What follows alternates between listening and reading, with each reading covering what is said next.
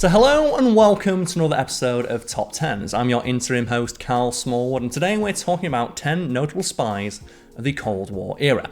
And as with all of the videos here at TopTenz, this video is based on an article submitted by a member of our stable of handsome and eloquent writers/researchers. In particular, this one is done by Himanshu Sharma, so follow them on social media at the links they provided below. Something I've been trying to do for more TopTenz videos I've been presenting due to their more casual laid-back style is introduce props. And I thought, what prop would best sum up a video about the Cold War? And I remembered there's a poster I have hanging above my own bed, which I think is for a movie that might typify the Cold War tensions.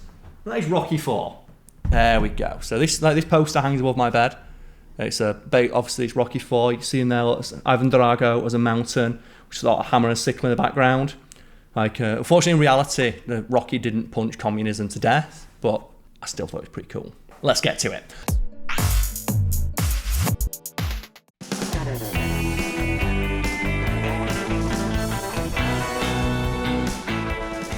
While we have no research to back this up, espionage very well could have been one of the most dangerous occupations one could have chosen during the Cold War. Regardless, countless espionage operatives worked on both sides of the Iron Curtain, driven by ideology, cash, or perhaps a bit of both. These notable Cold War spies regularly took up high-stakes, Hollywood-esque jobs that eventually led to their own imprisonment and/or execution. Number 10. Raymond Morby. Raymond Morby was a British Member of Parliament who died in 1990, earlier working as an assistant to the Postmaster General and a junior minister. According to a BBC investigation, this was the time when he was also working as a spy for the Czechoslovakian security services for over a decade, from 1960 to 1971. Throughout his tenure as an operative, Morby supplied sensitive political information to communist spies during Czechoslovakia's communist era, including a hand-drawn floor plan of the Prime Minister's Commons Office, details about the parliamentary committees, and a confidential parliamentary investigation into another Conservative Party politician. Allegedly operating under the codename Laval, Morby's relationship with the Czech spy service began in 1960 when he was approached at a cocktail party and convinced to provide political gossip in exchange for cash payments. Exactly £100 for every exchange of information he provided. A member of Parliament selling out their government for £100. He continued to assist the Foreign Intelligence Agency even after his promotion to junior minister in 1963. As per the report, this relationship came to an end in November 1971. Number 9. Mikhail Golionevsky. Mikhail Golionevsky was a high-ranking officer in Poland's intelligence service. He was also a KGB operative, though he'd later turn into one of the West's most valuable double agents during the Cold War. Golionevsky began his political career by collaborating with the Nazis during the Second World War. He would soon become a high-ranking counterintelligence officer for the Polish intelligence, followed by a stint as a KGB operative, supplying information about the Polish intelligence to his handlers back in the Soviet Union. In April 1958, Golionevsky would voluntarily defect to the United States and for the next 33 months or so would smuggle a large amount of top-secret Soviet and Warsaw Bloc military and espionage secrets to the West. These included details that exposed some 1,693 communists working across the Western intelligence and government departments. Number 8. Otto von Bolshwing. Otto von Bolshwing was an early recruit to the Nazi Party, rising through its ranks to become Heinrich Himmler's deputy in the Reich Main Security Office, where he mainly focused on the supposed Jewish problem.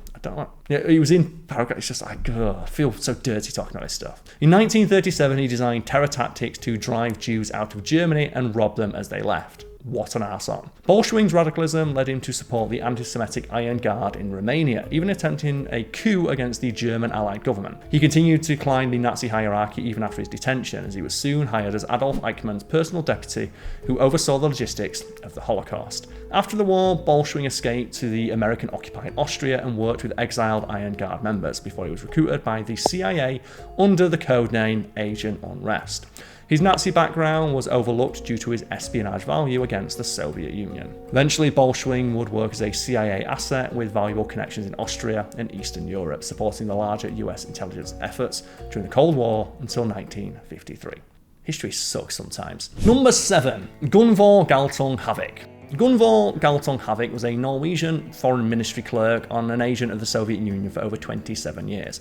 Her career began during the Second World War when she worked as a nurse and interpreter for Soviet prisoners held by the Nazis, where she fell in love with a Russian prisoner of war. When the soldier's safety was threatened by the Nazis, the KGB promised protection in exchange for Havoc's cooperation. By the time Norway joined NATO in 1949, she had already signed a spy contract with the Soviets for future operations.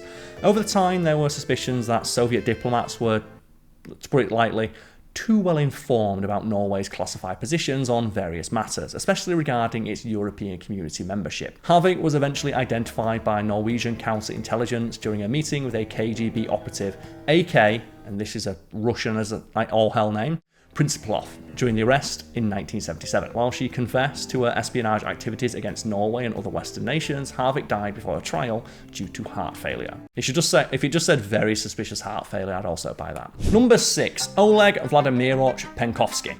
Often called one of the West's most valuable double agents during this Cold War, Oleg Vladimirovich Pankowsky began his espionage career in the Soviet Red Army in 1937, working as an artillery officer against the Nazi invasion during the Second World War. By 1949, he moved to the Soviet Army Intelligence Directorate, or GRU, and attended the Military Diplomatic Academy, before being hired as an intelligence officer in Moscow. By 1960, he had risen to the rank of colonel in the GRU. By April 1961, however, Pankowsky had turned against the Soviets, offering his services to British intelligence through a British businessman named Greville M. Wynne. Over the next year and a half, he would secretly provide British and US intelligence agencies with over 5,000 photographs of classified military, political, and economic documents from the Soviet Union. Among the many documents he supplied was a key bit of information that decisively revealed the limited long-range missile capabilities of the Soviet army during the Cuban Missile Crisis of 1962. Number 5. Elizabeth Bentley. Born in Connecticut, Elizabeth Bentley was well educated with degrees in the humanities at Vassar College and Columbia University. In 1935, she joined the American League Against War and Fascism due to her exposure to fascism in Italy, followed by her relatively brief stint as a member of the US Communist Party. Bentley's espionage career began when she was recruited by a co-worker, Juliet Stewart Points, at the Italian Information Library. She collected information on fascist activity and later worked as a secretary with Jacob Golos, a Russian-born American involved in espionage through a Soviet-backed travel agency. When Golos died in 1943, however, Bentley grew disillusioned with the Communist Party, resulting in her turning to the FBI as a double agent. Bentley's testimonies would eventually lead to the conviction of 11 Communist Party leaders. Number 4. Adolf Talkishev. Adolf Talkishev was a Soviet engineer who turned into one of the most important CIA assets during the Cold War. His work began in 1978 in Moscow and involved leaking top-secret information about Soviet radar technology, avionics, and cruise missiles. He soon became known as the billion-dollar spy for saving the United States an estimated $2 billion in weapons research and development costs. Operating right under the noses of the KGB, Talkishev engaged in 21 meetings with CIA officers on the streets of Moscow throughout his 2-decade-long career. A big part of his job was smuggling documents out of his military laboratory, usually concealed simply within his overcoat, and photographing them in secret. According to several declassified documents, Talkishev was motivated to work against the Soviet Union due to his family's plight during Stalin's Great Terror era. Number 3. Hedy Massing. Hedy Massing was born in Vienna in 1900s to a Polish father and Austrian mother. She joined the Communist Party around 1920 and married Gerhard Eisler, a prominent member of the German Communist Party between 1933 and 1937.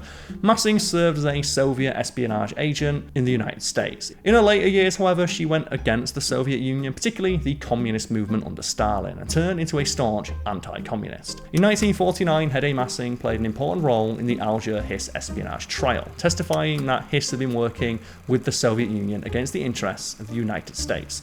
Although her testimony had some inconsistencies, it directly contributed to Hiss's conviction for perjury in 1950. Number 2. Philip Agee. Born in 1935, Philip Agee was a former CIA officer turned whistleblower. Agee's transformation came during a chaotic period in American history, marked by the Vietnam War, the Watergate scandal, and a growing popular disillusionment with US foreign policy. He finally left the CIA in 1969 after 12 years of service, primarily motivated by the agency's perceived role in undermining democracy to serve American interests abroad. In 1975, Agee published his book, Inside the Company, CIA Diary. an unprecedented work that revealed the extent of the CIA's covert operations in Latin America. Unlike other whistleblowers before him, Hedy actually went ahead and exposed the identities of CIA officers, agents, and assets working in the field. Despite a lot of criticism, Hedy continued to undermine the CIA operations and US policies he deemed objectionable for the rest of his life. Number 1. Alexander Dmitrievich Ogorodenik. Born in 1939, the extremely Russian-sounding Alexander Dmitrievich Ogorodenik was a Soviet diplomat turned CIA spy at the height of the Cold War. While he was initially thought to be an unlikely candidate for Western espionage, he was eventually recruited by both the Colombian Intelligence Agency and the CIA. And I'm wondering, does the Colombian Intelligence Agency also call themselves the CIA? Because that would be confusing. Anyway, he operated under the admittedly rad-ass sounding codename of Trigon. Ogorodenik worked as a valuable spy due to his high level of access to secret diplomatic cables within the Soviet Foreign Ministry in Moscow, which he photographed and transmitted to the CIA. He even requested a suicide pill, or the L pill, as a contingency plan. While we don't know exactly why he decided to turn into a double agent, it may have had something to do with his continued financial problems, or maybe just his deep-seated discontent with the Soviet bureaucratic systems. Either way, his career and life came to an end when he was apprehended by the KGB in Moscow. Instead of capture, though, he opted for the L pill and ended his life, leaving many unanswered questions about the extent of his espionage and counter-espionage activities. Today, Ogorodenik remains one of the most important double agents of the Cold War, particularly due to his involvement with coded numbers transmissions called number stations. So thank you for watching this episode of Top Tens. As noted at the start, I've been your host, Karl Smallwood. This video is based on an original article by Himanshu Sharma. I would also like to apologise for any names that I have mispronounced during the course of this video. I did try to look up pronunciation guides online, but they're not always clear. Either way, I hope you enjoyed this video. If you did, leave a like. If you've got anything to say about it, comment below. In particular, I'd like people to provide feedback on my hosting and presentation style. I've been working over the past few weeks as interim host to find a balance between my own, admittedly, more casual, relaxed style and the voice previously established by my esteemed predecessor, Simon Whistler. So hopefully I can strike a balance between the two. And if I'm doing a good job at that, let me know. If I'm not, also let me know. You can also let me know on social media, which is linked below. And as always, I'd like everyone to have the day they deserve.